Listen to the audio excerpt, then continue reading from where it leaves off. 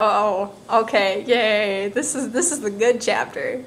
Okay, so I guess what happened was when Tara went on vocation, as she so wonderfully put it, somebody hacked her account and wrote their own ending to the story. It's awesome. And she actually spells everything right. Yay! Disclaimer. I do not own the HP series and I am not the real XXX Bloody Wrists 666 XXX. Author's note, I am an extremely immature, pathetic, idiot girl, I know. Out of boredom, I cracked this girl's passy for fun, and it took less than 8 minutes to do it too, and will probably get in a squirrel load of trouble, which I probably deserve because I'm being a troll right now. Meh. And I present to you my crappy part in this story, and take note I haven't even finished reading this fic yet, but instead skip over to skim chapter 38. Flame, laugh, do whatever you want, preps. I, the American retail wearing British vampire Sue, coughed up blood. Satan kneeled down beside me. No! Don't die! I gave him a rueful smile. I'm sorry. It's something I had to do to fulfill my duty as the noble Gothic Mary Sue. Satan sobbed. I love you, Ebony. I love you too. I'll see you in hell, I mumbled, already finding my surroundings fading to black. Bloody Mary Smith suddenly popped into the room for no apparent reason. Thank you for acknowledging that story. She frowned when she realized the room was oddly quiet, but at the sight of Ebony's lifeless body, she screamed. Her face became pale with horror. She screamed for the healers, Dumbledore, McGoogle, and every single Gothic person she could think of. Suddenly, a glow started to surround the body of Ebony. Everyone stared in shock. Her body started to lift ever so slowly, and then to everyone's shock, it started to incinerate. This is the best ending ever.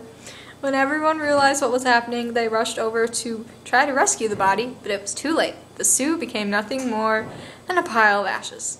A loud resounding of everyone bellowing, "No!" filled the room. A flash of white light from the ashes then started to bounce around the room. Everyone cowered in fear and were temporarily blinded. When it was all over, things changed. All of the silly Gothic clothes dropped from everyone's bodies. Our author's note, I will refuse to explain how the broom bristles that happened. I don't care. This is the best thing that's happened since, like, Professor Trevorrow was sent to wherever, and in Volxamore it didn't get affected by the amnesia portion. And in their place, clothes the characters would normally wear in canon appeared on their bodies. When everyone got over the shock of becoming free of the Gothic power, everybody cheered. Everyone started singing Ding Dong, the Sue is dead. Well, that is, until all the HB characters realized the true implications of becoming more canon-like again. All the characters who were supposed to be dead fell to the floor, their bodies cold and lifeless. That's so sad. Harry and Voldemort started dueling. On the left side of the two, the battle of the light side and the dark side were reaching a climax. And because the replacement author also likes to screw around with canon, Draco and Hermione fled the scene and got married. Well, I wouldn't really mind. I don't really, Hermione it's an okay chip. I don't really care. I'm more of a Hermione, but Hermione's fine. Meanwhile, down in hell, oh yeah, we get to figure out what happens to Ebony. Ebony shed a single tear because of her current situation, a situation that would live on for all eternity, or at least until the end of fanfiction time. She lost it all, but she knew she had to remain strong. Nothing would ever break her down. She looked down over her pale body and frowned. Where are my emo clothes? She asked herself in confusion, and then it occurred to her. For her shirt, she was wearing a bright pink polo with a little seagull on the right or left, I can't remember, side. Below that, she was wearing a denim miniskirt with the destroyed look on it. Paired underneath that skirt were leggings and a little moose, with a little moose on the bottom.